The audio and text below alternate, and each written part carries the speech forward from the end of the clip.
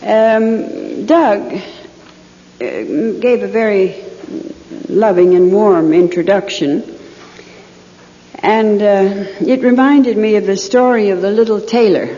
I don't know what people in this room were brought up on, but I was brought up, I think, to my great spiritual advantage, and I mean spiritual, on the old fairy tales. And do you remember the story of the little tailor, the valiant little tailor, 7 at a blow, and how high he went in society? I forget, I think he became the confidant of the king, or the king himself, or something, because he made a great capital out of the fact of 7 at one blow. But what he neglected to say was that it was 7 flies on a piece of jam bread.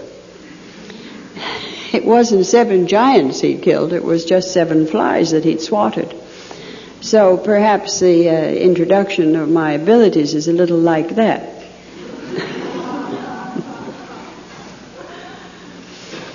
Doug tried hard 3 or 4 times up here, behind the screen of that thing, to get out of me what was going to be my topic. And I said that I didn't know, but that I was going to speak on what was dearest to my heart. And of course then that made him all the more curious. He wanted to know what was dearest to my heart. And that is what I want to really talk about. And then later on, if I'm still alive and up here, we can have some questions. You know, I have, and I'm very, very glad that I can voice these thoughts to what I would call a valuable audience. I think that this Baha'i Studies business, where is our name? I always forget it. I think this association, Baha'i Studies, is really a very, very wonderful thing. And I think that the most wonderful part of it is that it is enabling the Baha'is to tap different reservoirs of thought and get the faith in front of people that normally we haven't been able to reach.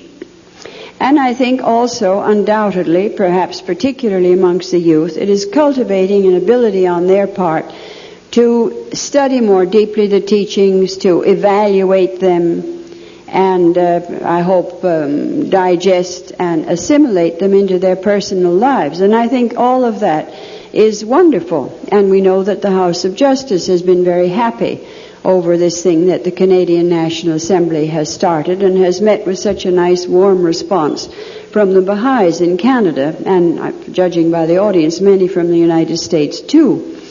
But what I think about it is that it's an opportunity to evaluate all kinds of things in relationship to us Baha'is and humanity, because we are supposed, very unworthily, to be the bridge between the message of Baha'u'llah and the human race. Whoever is added unto us, they have the same privilege as we have, of teaching the cause of God and of sharing the message of Baha'u'llah with other people. And because of that, I think that certain thoughts, if you agree with them, if I can put them over, in other words, might be of value, particularly in a body of this kind, where we have many people who are on national assemblies, local assemblies, councillors, board members, people who are interested in teaching the faith, people who have been and will be pioneers, and so on. And this is the subject that is dearest to my heart, which is teaching the faith to the people of the world. You see, we people in this room, and I am one of you, in the sense that I'm half American, I'm half Canadian, I'm a child of the city. I have lived my entire life in the midst of Western culture and Western materialism and in cities. And we are inclined, and I can assure you that on some subjects I really do know what I'm talking about, and this is one of them. that, no, when I don't, I say, well, I'm not sure, it's my own personal opinion, but if I really know what I'm talking about, well, then I assert myself, and this I do assert, that we, without realizing it, as I see over and over again now in my travels, because as you know, I travel very extensively, and the country that we came from last time, Jamaica, was my 135th country. And many of those have been more than one visit. Well, that's quite a lot. And you get a purview of developments and of people's thinking and of the Baha'is that you would not get just from your own community or one or two places. And I'm very sorry to say that everywhere I go, I find this debate going on. What kind of Baha'is are those? In other words, the illiterates, the villagers, the people who are enrolled quickly. They're called paper Baha'is. They're called paper spiritual. What's the matter with this thing? Papers.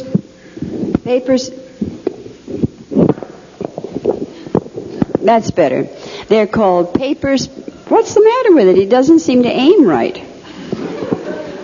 They're called paper spiritual assemblies. There's a dead point here. What am I supposed to do? Bite it or something? No, I'm perfectly serious. The other day, a young Baha'i was singing a Baha'i song in front of the mic, and he practically bit it. And I said, what's the matter with you? And he said, I'm a professional, and in my profession, they teach you to bite the mic. So I don't know why this thing seems to have dead ends hanging around different parts. But can everybody hear clearly? Is it all right? All right. Anyway, what I'm trying to say is that there is a very marked debate going on in the Baha'i faith between those who believe that people that are enrolled quickly are Baha'is and those who believe that literates and people like ourselves in this room, the more degrees the better, the more education the better, that these are in some way or other the elite. And that it's the elite that are the chosen. It's the elite that are the important. Well, that's not borne out by Baha'u'llah. Baha'u'llah's doctrines are extremely interesting. I'm not talking about the wealth of detail of teachings we have and this and that, but I'm talking about his doctrines. One of his doctrines is that he says, all turned away from him, except them whom God was pleased to guide. In other words, God is pleased to guide certain people to his faith. He accepts certain people. Certain people are acceptable. Not everybody is either capable of recognizing Baha'u'llah, accepting him, or being acceptable to Baha'u'llah. And that is something that has nothing to do with your station or your race or your education or anything else. It's something evidently that is a very subtle thing between the soul of a man and his Creator. So how can anybody presume in any station of life to say who God pleased to guide to his faith? In other words, who is to do the judging of another person and say whether they are a Baha'i or not? Who is to sit and say, this man, what does he know about the Baha'i faith? He can't possibly be a Baha'i with that much knowledge. Look at how much I know about it, you see. And you weigh him in your evaluation, usually of yourself, and usually a very conceited evaluation, and you find him wanting because he is not according to your concept of what a Baha'i should be and what a Baha'i should know to accept him. But it doesn't seem to be Baha'u'llah's concept. Because his concept is that everybody in the whole world, at least reasonably and politely, should be informed of the existence of his faith, and then they should be given the opportunity to accept it, which is dependent on two things: acceptability in the eyes of God, and a capacity in that person to respond, which I suppose is fundamentally the same thing.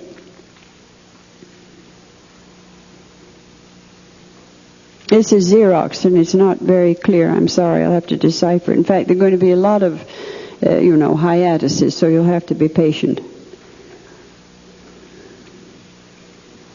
He says, our mission is to seize and possess the hearts of men. Upon them the eyes of Baha are fixed. It's very extraordinary. He doesn't say a thing about the heads of men. He says, our mission is to seize the hearts of men. Upon them the eyes of Baha are fixed. Well, that includes the whole human race. There you get into just quite a different category, because everybody has this heart faculty. Of course, we also all have an intellectual faculty too. But evidently, it's not the heads of mankind that he wishes to conquer. It's the hearts of mankind that he wishes to conquer.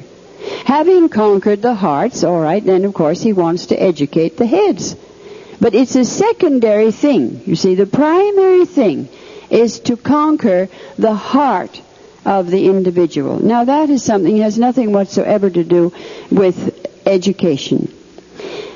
I have had some experiences, which I think perhaps some of you have already heard, and at the risk of being boring for a few, I'll tell the others these experiences, because I think that they're very indicative of what I am talking about. We have, in this century, at the end of it, developed one of the most horrible and unjust prejudices that the world has ever seen. And I'm quite convinced of what I'm saying. We have racial prejudices. Baha'u'llah pointed these out to us. After all, his revelation is over 100 years old. Religious prejudices, class prejudices, national prejudices.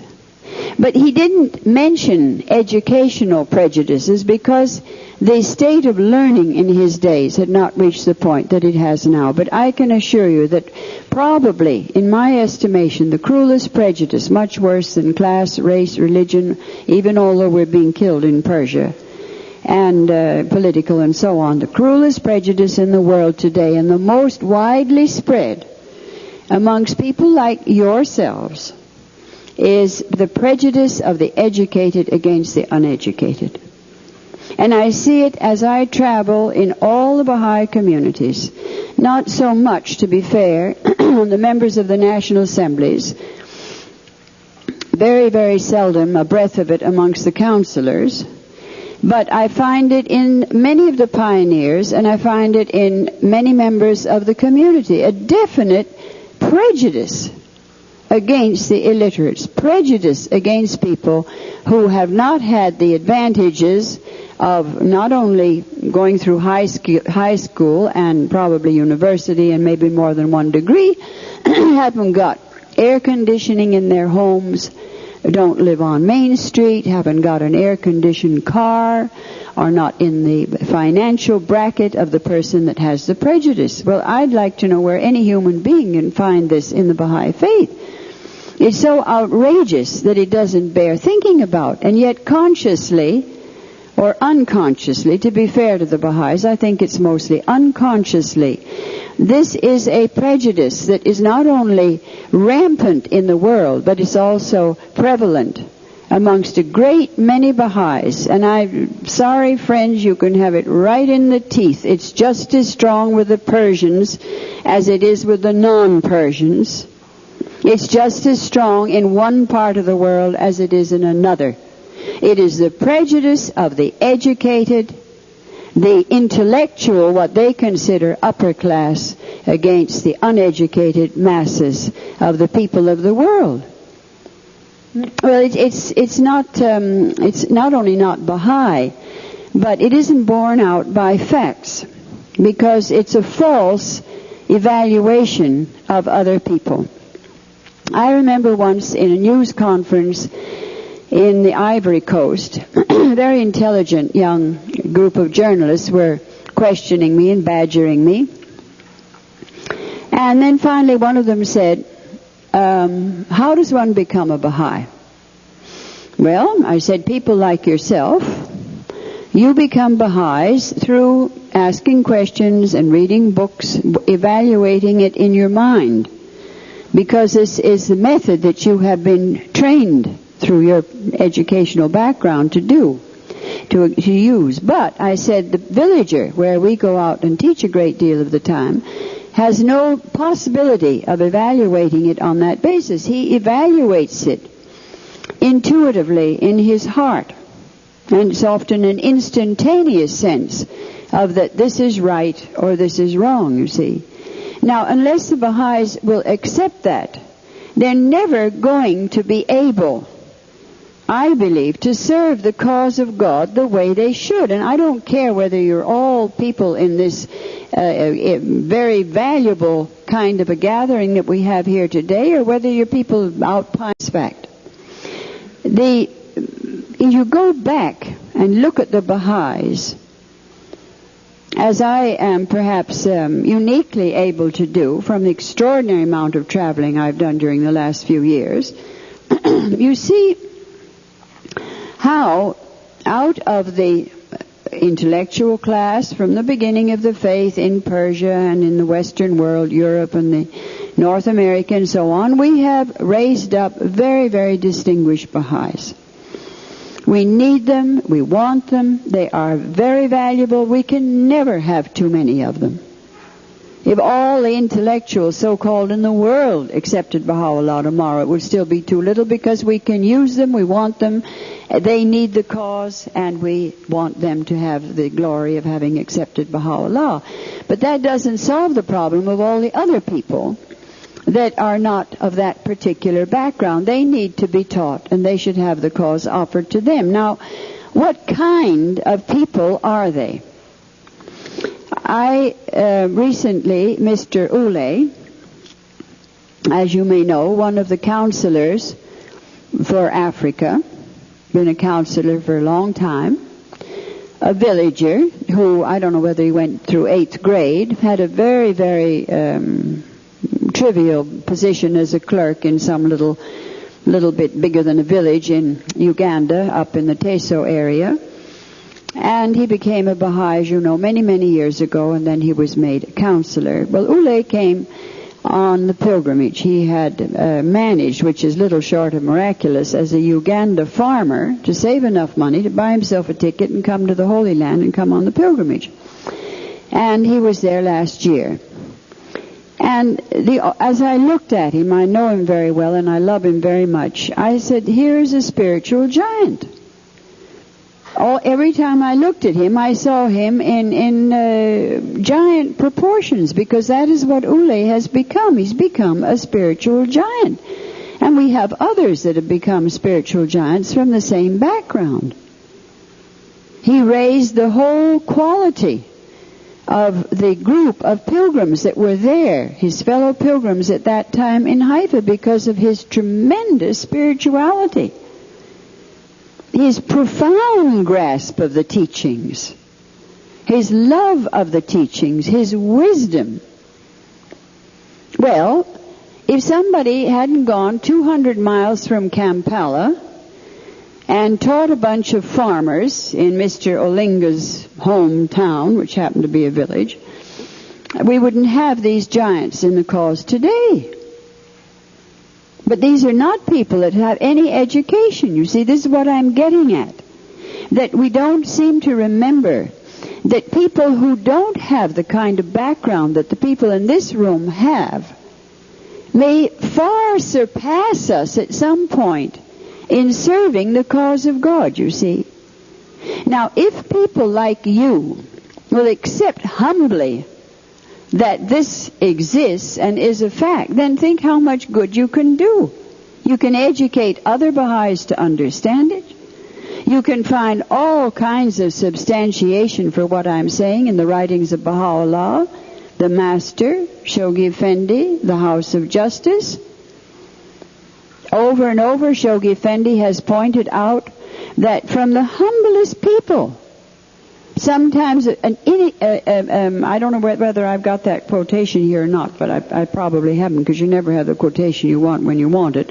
But Shoghi Effendi points out that even an illiterate can contribute so much to a discussion, say, on a spiritual assembly.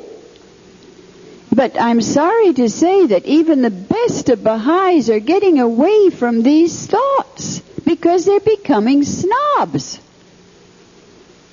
I'm educated. Oh, well, we couldn't have an illiterate board member. Good God forbid.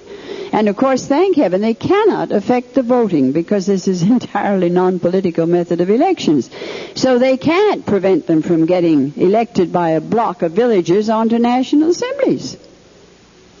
Last time at the convention in Haifa, present, I don't know about who was, what the status was of people who were not present, we had two totally illiterate Baha'is. One was a bush Negro from Suriname, a perfectly exquisite person. He's in the Green Light Expedition. And the other was a villager from Gemeto in Ethiopia. One of their outstanding Baha'i teachers, a member of the Ethiopian National Spiritual Assembly. Well, if I go around the world talking to people of distinction and education and tell them, oh, you know, we had a convention in Haifa. Oh, we're so important. We actually have an international body. We elected it. We had about 700 delegates in Haifa. So what? What about all the other conventions in the world and international bodies and delegates and electing their supreme bodies? We act as if we were the only people that had anything similar in mechanism to what we have in the Baha'i administration. There's a lot of it all over the world. That doesn't strike people. But when I told them that two of them were totally illiterate villagers and voted by proxy for our supreme body in person in Haifa, then they were impressed. Because other organizations may talk about it, but they don't do it. They don't put it into practice, but we do. This is our glory. This is the way we demonstrate that we are the followers of a manifestation of God and not some kind of a, I don't know what, a political or social or scientific or some kind of a thing organization. This is the distinctions in the Baha'i faith. But to me, we have the obligation of teaching rapidly, and I've said this 100 times, and that's why I wouldn't tell Doug what I was going to say for fear he said you said it all before. We have the opportunity now of teaching these kind of people of Baha'i faith all over the world. You have quite a lot of them right here in Canada. You have Eskimo Baha'is, some of them highly educated, and I suppose some of them not. Indian Baha'is. You have minorities that have come from different parts of Europe, political refugees, not only Baha'is that are refugees, but a lot of other kinds of refugees. Well, all right. Many of those people are almost illiterate, perhaps. At least particularly illiterate, I should say, in our language. Well, all right. Look at these fields for service. Look at what we can do by going out and mingling with these people and offering, for instance, to hold a literacy class.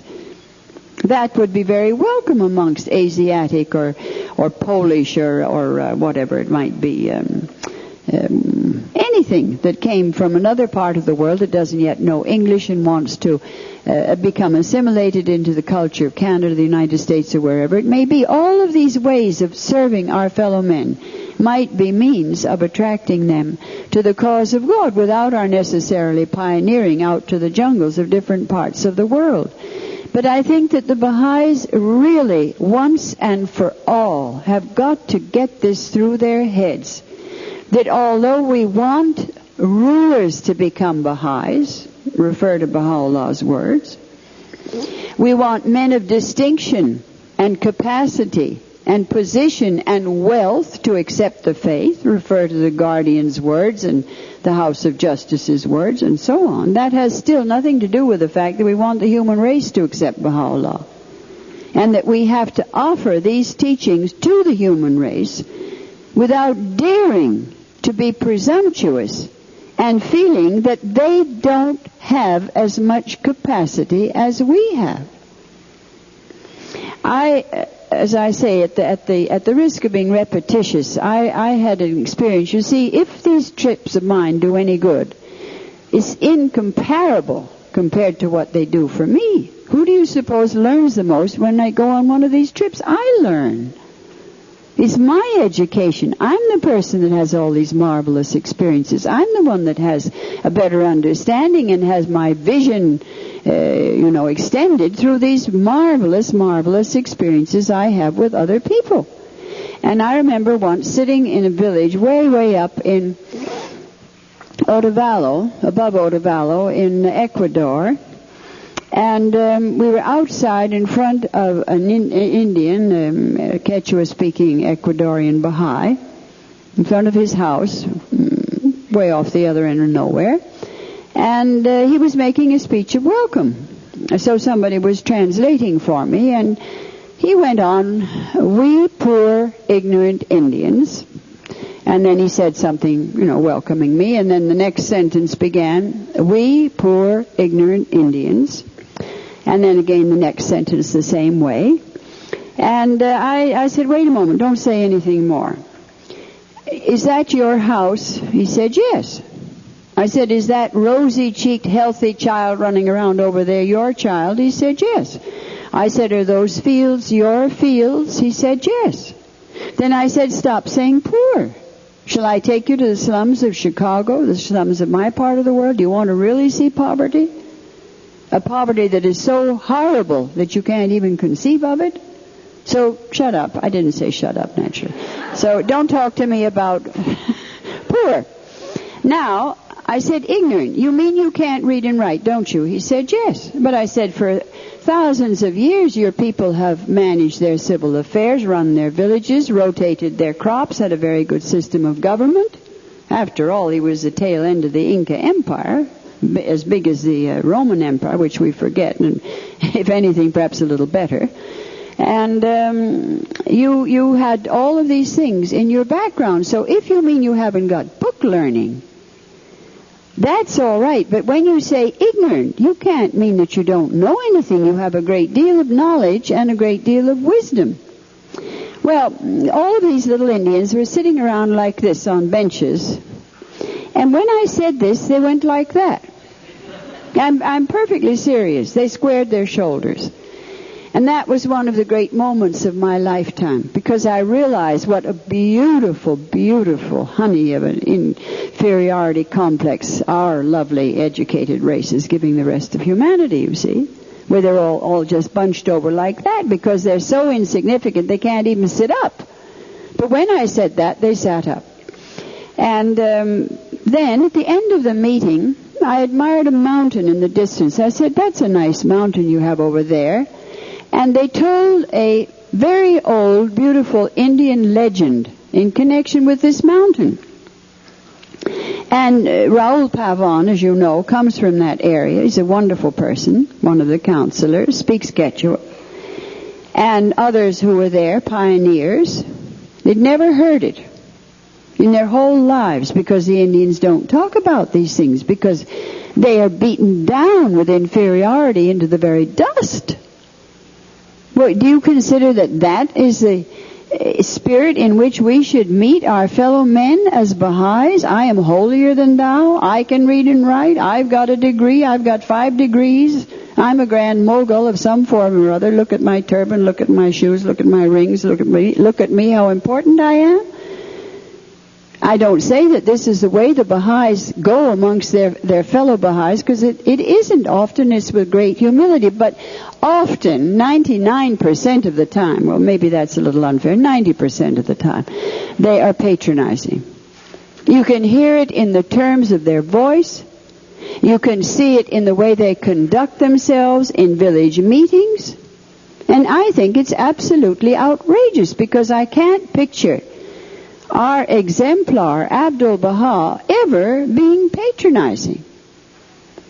I remember a man, I've learned some wonderful lessons in my life, which I'm very happy to share with you. I remember a pilgrim, a Knight of Baha'u'llah from England, who came on the pilgrimage, and he was due.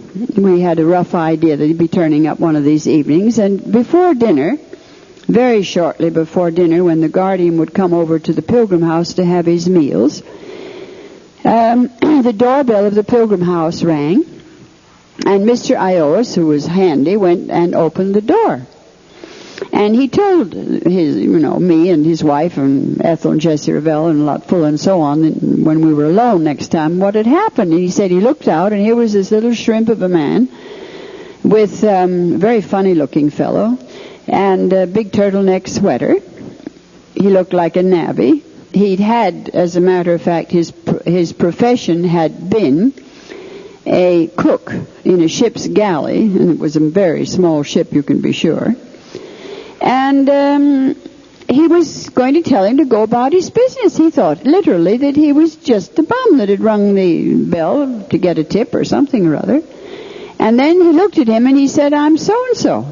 And to his astonishment, he realized this was the pilgrim we were waiting for. So, of course, they naturally took him in and showed him his room. His room was ready, and told him the guardian was just coming over to dinner.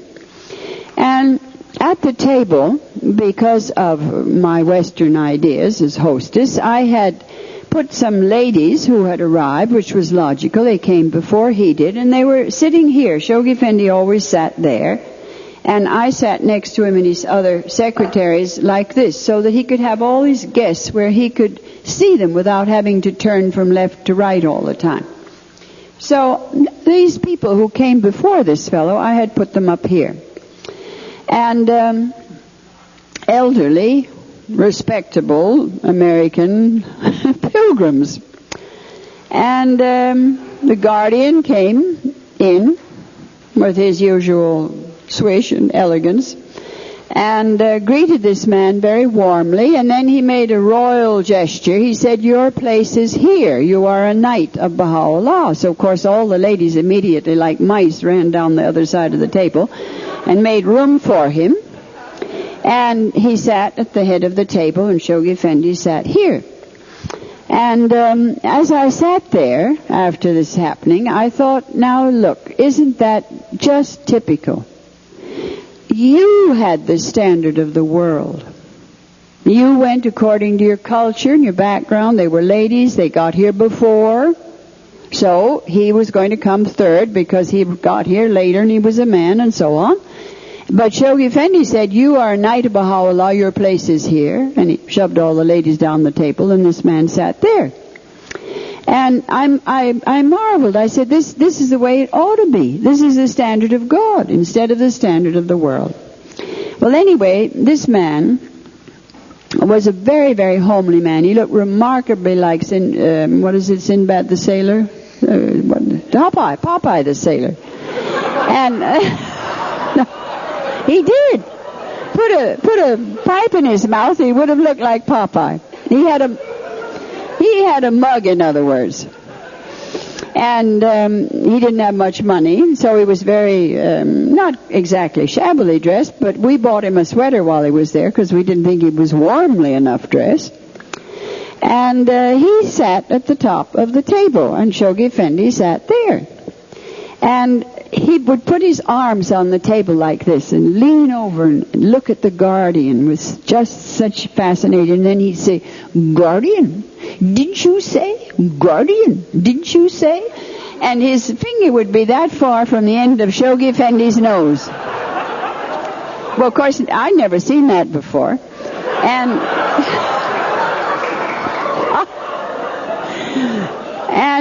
Shoghi Effendi had his arms on the table too, which I also hadn't seen before. And he was leaning over towards this man, beaming, absolutely beaming, enthralled, and laughing and smiling and talking to him and joking with him. And it was really, you might say, a love affair. I remember we had some soup. I think he must have been left-handed, because I can remember to this day, and this was 35 years ago, so this soup spoon. And we had soup, and he had this soup spoon like this, and he was looking at Shoghi Effendi, and he got it almost up to his ear. I thought, in one more minute, he's going to pour this soup in his ear. And I sat there, oh God, oh God, oh God, you see. And finally he looked at this soup spoon with very great surprise and put it in his mouth. So that catastrophe was averted. Now, the interesting thing is that every night when Shoghi Effendi and I went back to his house, which is across the street, the master's house, he said every single time, he said, oh, I like that man so much. He's such a fine man. I like him so much. He very seldom said that, I assure you. Couldn't squeeze anything out of the guardian he didn't want to say. Absolutely impossible. I can remember his showering, like this case, an extraordinary amount of praise on this particular night of Baha'u'llah, and another pair of nights of Baha'u'llah, and even though one of the council members said, hoping to get a remark out of the guardian, that they're nights of Baha'u'llah, Shoghi Effendi silence. And he was very fond of that couple, but he just didn't feel like emphasizing there were nights of Baha'u'llah. Maybe they didn't need it. But the point in the value of reality, and no other value had any meaning for him. I can remember many times in my life Shoghi Effendi saying that he hated ambition. And there are some words of Abdu'l-Baha saying, ambition is an abomination before the Lord. Well, that's pretty strong language. Now, I don't think that this meant ambition in the sense of a normal desire to do your work properly, to carry on your affairs as you should in service to the cause of God. I don't think it meant anything like that, to excel, for instance, in whatever your profession was or your specialty was. I don't think it was in that sense of ambition. But ambition, which we all know has a very unpleasant connotation, get out of my way, I'm headed for the top sort of thing, or who are you? Or I'm the one that's important. In this sense of ambition, Shoghi Effendi literally hated it, and he couldn't stand ambitious people. And if somebody turned up that had this characteristic, it was with difficulty that he could control his aversion to it. It was so strong in the guardian. He considered it a perfectly horrible human characteristic. And I don't know why we shouldn't know that. It happens to be true, you see. No reason why we should be blind to such things.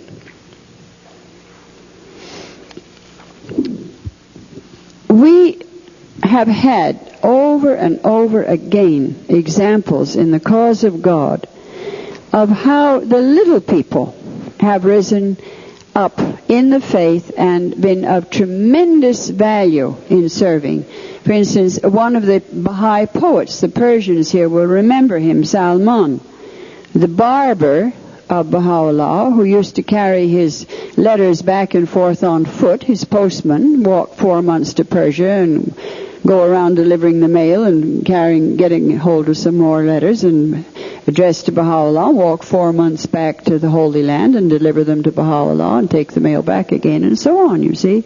And he wrote he was illiterate, but he wrote the most beautiful poems. I see there's some writing of Faizi there. And some of my happiest and dearest recollections in my life in Haifa after the passing of the guardian, the days of the hands, was sitting on the balcony in the moonlight with Mrs. Collins and Faizi and I think Ethel Revell and Alice Kidders, I remember. Anyway, Faizi, who had this beautiful velvety voice, as you know, would chant for us poems, and one of them was often one of the poems of Salman. We have so many examples in the Baha'i faith, you see, of how little people with no social standing, no money, and no education have risen to such tremendous heights. Take, for instance, the praise of Baha'u'llah, the sifter of wheat. What a high station he attained. He was sitting in the market in Isfahan, sifting wheat, getting the chaff out of it. Well, that's scarcely a very highly educated profession. And then he decided he'd go and be martyred, so off he went to join the others and got martyred. And as Baha'u'llah said, none of the divines of Isfahan responded to my message, but he did. We have one of the descendants of that family. They're very proud of that name, Gandompakon, sifters of wheat. They bear the name as a family name. We have one of them serving the House of Justice as one of the secretaries in Haifa right now, you see. So my point is that whatever we do as Baha'is, whatever line we take in life, let us get our values clearly fixed in our minds. I'm not saying that a professor shouldn't be a professor, but should go out and be a sifter of wheat in a village somewhere, or that a peasant must come and be elected to a national spiritual assembly, or give a talk, for instance, to some non-Baha'i institution or something like that. That's not the point. The point is what goes on in our minds as the kind of Baha'is we are in this room in relationship to a lot of other Baha'is of a different category. And I think that we've simply got to understand this. Now, I'm no mathematician. In fact, I'm a congenital idiot mathematically, and it's one reason that I can prove I'm legitimate, because my father and my mother, neither of them had any mathematical sense, and I have even less. But I do know that if, say, after the lapse of 1,000 years, or whatever it's going to be, we have another manifestation of God and a new dispensation, and this one's already run 138, you tell me how we're going to get the human race into the cause of God if that's what we're supposed to do. You can't establish the order of Baha'u'llah as a working proposition unless you have vast masses of human beings. Because it presupposes vast masses. You simply cannot do it under any other basis. Because although there are loads of teachings about character in the faith and individual redemption, it's absolutely useless to think you're going to establish the social teachings of Baha'u'llah, which are coming in the fullness of time, build up the Baha'i administration, which is supposed to evolve into the world order of Baha'u'llah, without millions and millions of people, because it's the only way you can implement it. You can't possibly implement it with a small number of people. As I always say, you can't make flour with a little bit of flour in the palm of your hand, a couple of drops of water and a pinch of salt. You can't make bread that way. Try it. Every woman knows if you want to make bread, you've got to have a big basin of flour, quite a lot of water, and the salt, and then you have to knead it. And you can't knead a small quantity. You can knead a big quantity, you see. So this is what we're up against with the teachings of Baha'u'llah. They're going to save the world. They're going to change the whole planet. They're going to bring in what he said, thy kingdom come on earth as it is in heaven, and so on. And yet, how are you going to do it if you don't have the masses? And how are you going to get the masses into the faith if you think they've got to have some kind of a college education first, or they've got to have some kind of a Baha'i education first? Where is that in the teachings?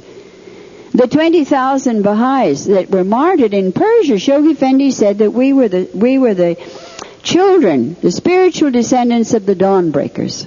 That's in his writing. All right, what were they? They were literates. You think they were all hujjats and wahids? Of course not. They were the minority, tiny bunch of mullahs up at the top of the ladder. It was the illiterate Persian villager that's our spiritual ancestors, not the educated ones. So that it doesn't hold, you see. We have got to get, I couldn't possibly say it more from my heart. We have got to get our values sorted out, and we've got to get things in focus if we want to establish the cause of God, or even begin to do it. And we're not going to do it unless we think, I think, along these lines. Now, what we do about it's another matter, you see. But at least let's get it sorted out in our heads. Because a great many Baha'is either haven't got it sorted out or refuse to sort it out. Because, frankly, they're too prejudiced. They're too conceited about their Persian ancestors or their degree or whatever it is. And then who are these people? How could they be Baha'is when I'm a Baha'i? You see, that's perfectly ridiculous, because from these people we're going to get our leaders. I remember Rufino, whom I absolutely adore. He also happens to be an Ecuadorian Indian, about that high. Some of you met him probably. And God bless him. I don't know how many thousands of people he's brought into the faith. So the last time that I ran across him in Ecuador, he'd been on a teaching trip with maybe other people in that area in the mountains, and they had brought in 2,000 new Baha'is. And then when they got all of these registrations home, they found that, I don't know, a very high percentage was false names. Well, I was appalled, you see. My background and my passion for accuracy and facts, you see, and my whole civilization and everything and training, my God, this was terrible. I was petrified. I said, what are you going to do? That's terrible, you see. And, of course, they're afraid of taxes and afraid of things that are going to happen to them, because they're so downtrodden that they think if somebody comes and takes any kind of a census, you see, anything they have to give a correct name, they're scared to death. You would be, too, if you were one of them. So they gave false names, accepted the faith. That was fine. They were happy to become Baha'is, but they wouldn't give their correct name. Well, I said, what are you going to do? We said, we will go back and win their confidence, and then slowly we will change the name on the list so that we get the correct name. Just as cool as a cucumber. Well, that to me is the way to teach. That's marvelous.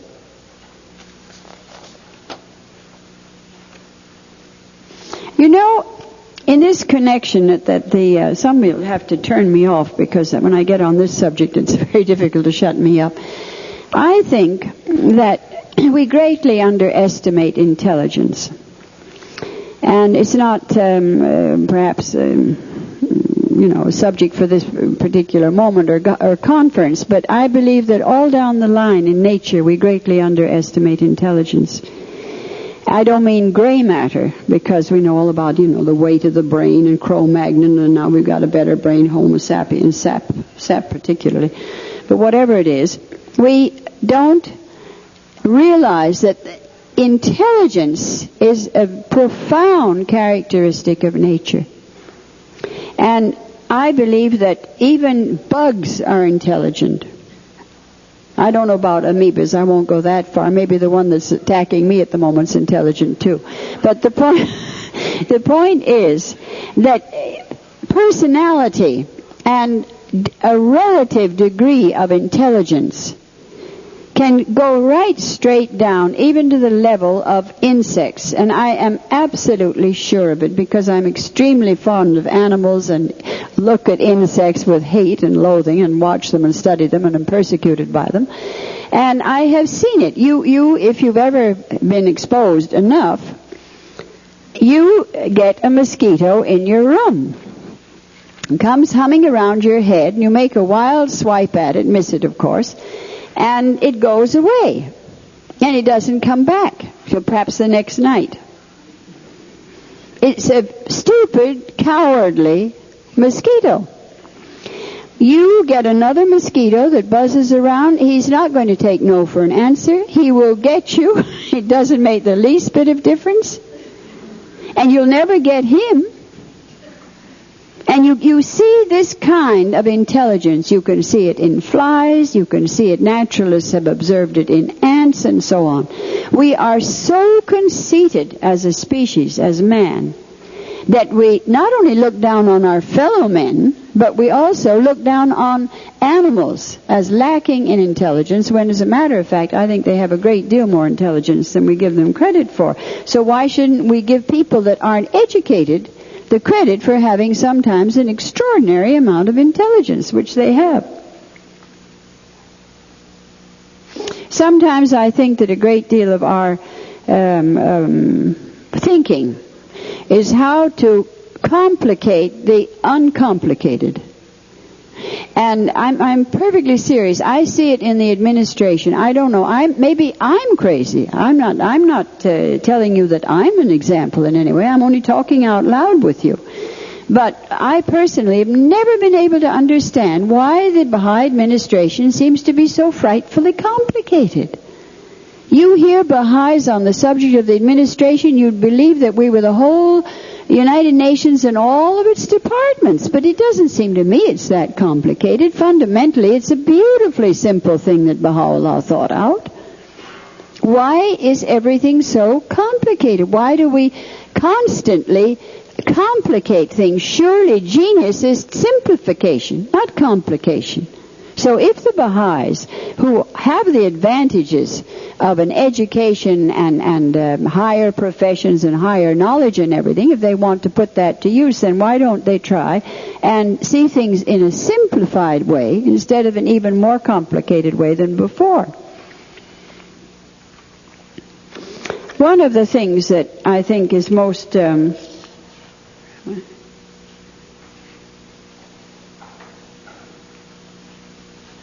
Baha'u'llah says, I had a lot of quotations here, but as I said, the light's very bad. I'm not sure I can make them out. Thou must show forth that which will ensure the peace and well-being of the miserable and the downtrodden. He doesn't say the peace and well-being of high government officials and university professors. He says the peace and well-being of the miserable and the downtrodden.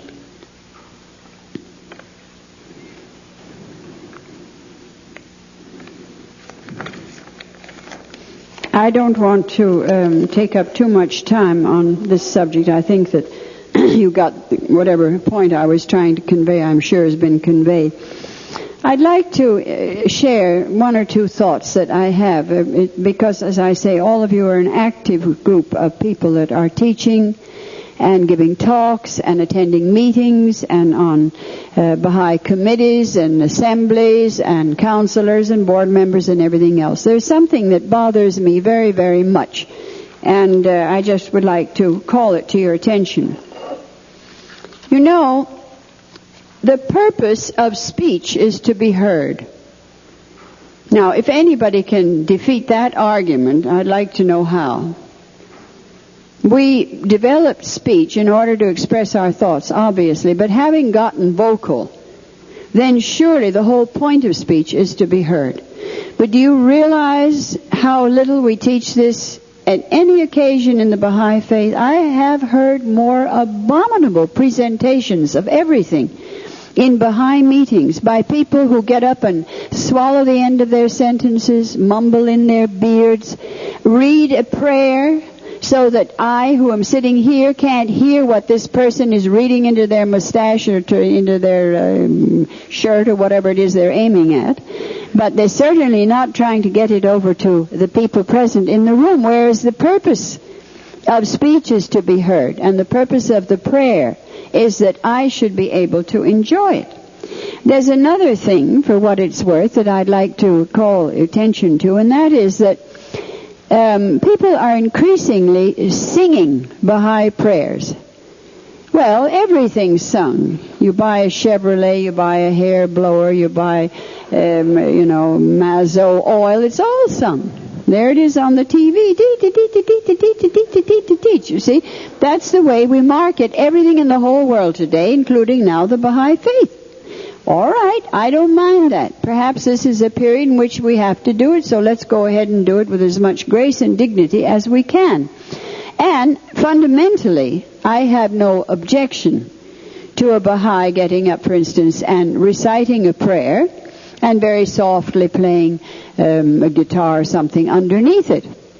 And I've heard it on a number of occasions recently, and it was really fundamentally dignified and beautiful. So that was all right with me.